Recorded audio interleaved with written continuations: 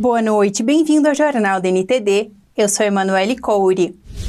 Escândalos de corrupção, violações trabalhistas e falta de transparência em dezenas de países. Uma pesquisa agora revela serem casos comuns vindo do Partido Comunista Chinês. Especialistas citam o uso de dívidas como ferramenta estratégica pelo partido. Quem mais mexeu com as notícias e vida das pessoas em 2021? Uma gigante revista americana perguntou ao público. As respostas têm surpreendido a muitos. Um líder brasileiro disparou à frente de outras opções. O regime socialista da Venezuela é denunciado por atrocidades de direitos humanos. Mas de onde vêm as armas que possibilitam seu poder? Uma ONG venezuelana agora expõe o papel de Rússia, China e outros no caso. Isso e mais, hoje, no Jornal da NTD. Quem foi a pessoa que mais influenciou o rumo de coisas em 2021? É o que a revista Time, publicação conhecida dos Estados Unidos, pergunta ao seu público. O que surpreende são os resultados. Quem lidera as respostas até o momento é o presidente brasileiro, Jair Bolsonaro. Há quase um século, a revista, uma referência, elege alguém como a pessoa do ano. Atualmente, também realiza uma votação online, na qual leitores podem opinar. Isso apesar da escolha do público não definir quem a Time escolherá para o título. Até a data desta reportagem, 75% dos que votaram disseram sim à pergunta: Bolsonaro deveria ser a pessoa do ano da revista Time? O presidente abriu uma ampla margem na liderança à frente do segundo colocado, Donald Trump, o ex-presidente dos Estados Unidos. 38% responderam sim, no caso de Trump. Internautas podem opinar com respostas de sim ou não sobre mais de um candidato. Entre outros sobre quem a revista perguntou ao público estavam Joe Biden, o atual presidente americano, com 7%, e Vladimir Putin, líder russo, com 10%. Celebridades da música, da indústria e do esporte também chegaram a atingir entre 10% e 30% de respostas positivas. Segundo a revista Time, o título equivale à pessoa ou pessoas que mais afetaram as notícias e nossas vidas, para o bem ou para o mal, e incorporaram o que foi importante sobre o ano, para melhor ou pior.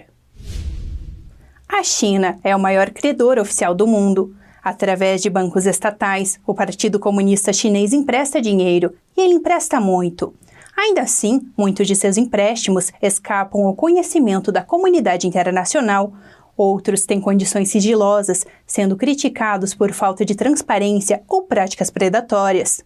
No cerne disso está a iniciativa do Cinturão e Rota de Pequim, um controverso projeto global de infraestrutura, e entre os países diretamente afetados está o Brasil. Qual exatamente é o tamanho do problema e por que há risco nisso?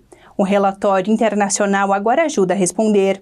O laboratório Ada Data analisou mais de 13 mil projetos chineses por todo o planeta.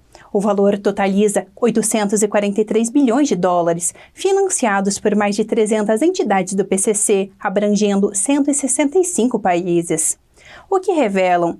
A China e os Estados Unidos costumavam, há cerca de uma década, competir em pé de igualdade pelo mercado de empréstimos internacional. Hoje, a China desbancou os Estados Unidos e outras potências, emprestando mais do que o dobro dos concorrentes. Especialistas apontam que há uma mudança no poder global ligada a isso, que pode alterar a ordem social em todo o planeta. And the Chinese are everywhere in terms of their economic investments and the Belt and Road Initiative.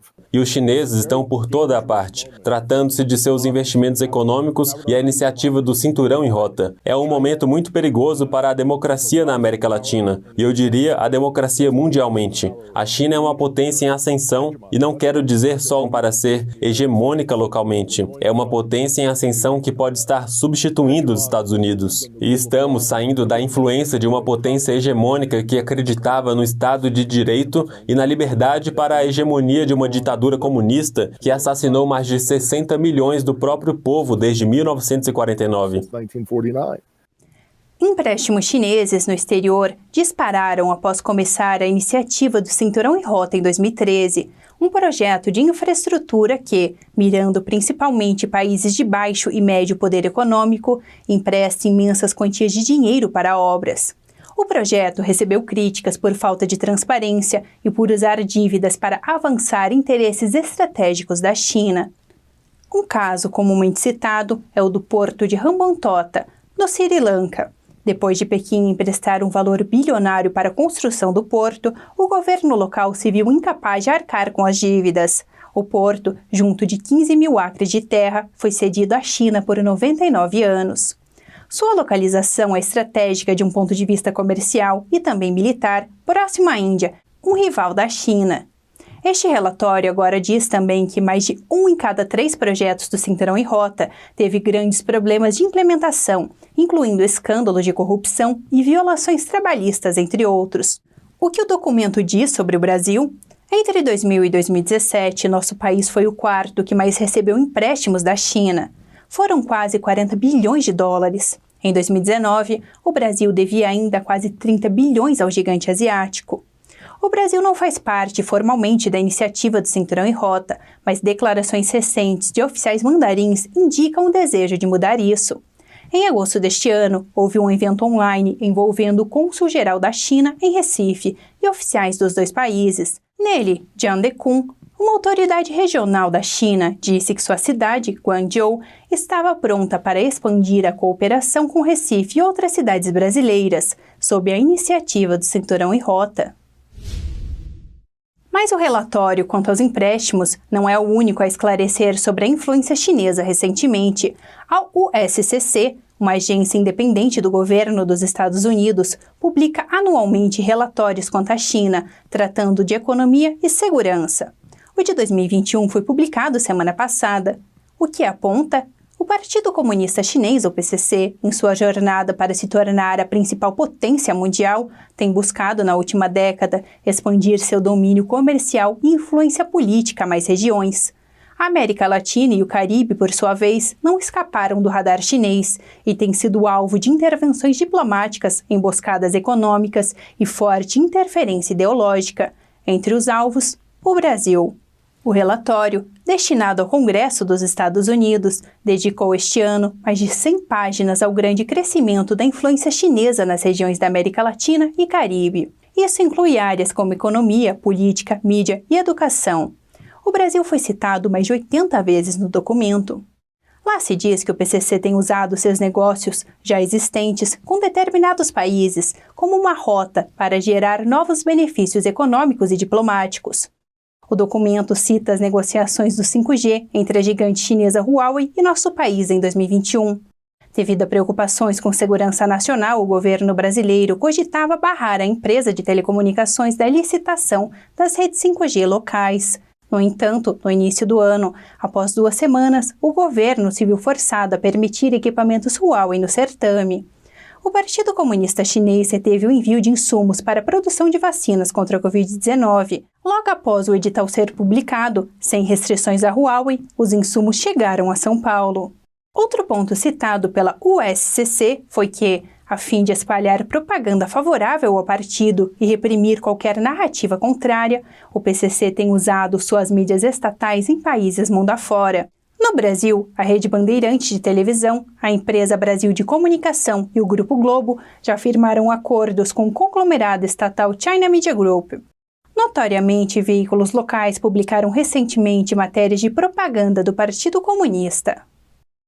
O documento aponta que outro interesse do governo chinês é manter relações econômicas estáveis com países latino-americanos que exportam commodities, como o Brasil, o Peru e o Chile. Isso para dar ao PCC garantias de que terá onde buscar fornecedores, caso necessário. Um exemplo exposto foi em 2018, quando a China aumentou sua importação de soja brasileira em quase 8 bilhões de dólares.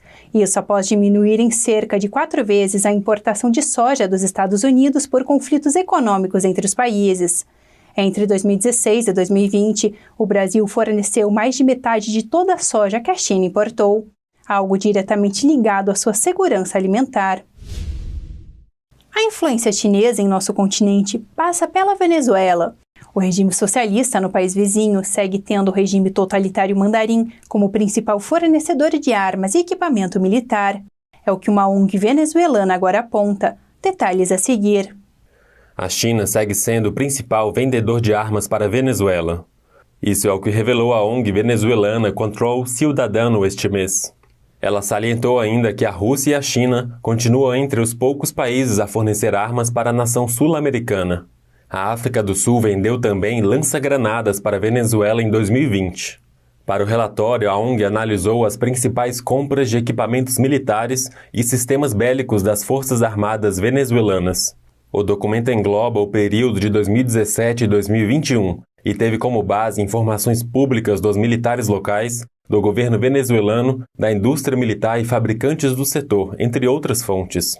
Segundo a ONG, entretanto, a compra de materiais militares diminuiu devido à situação econômica do país, em ruínas há quase uma década. A Venezuela comprou também certos itens como drones e radares para navios dos Estados Unidos e do Japão, entre outros países. Por terem aplicação civil, estes podem ser adquiridos com mais facilidade. Isso é tudo por hoje no Jornal da NTD.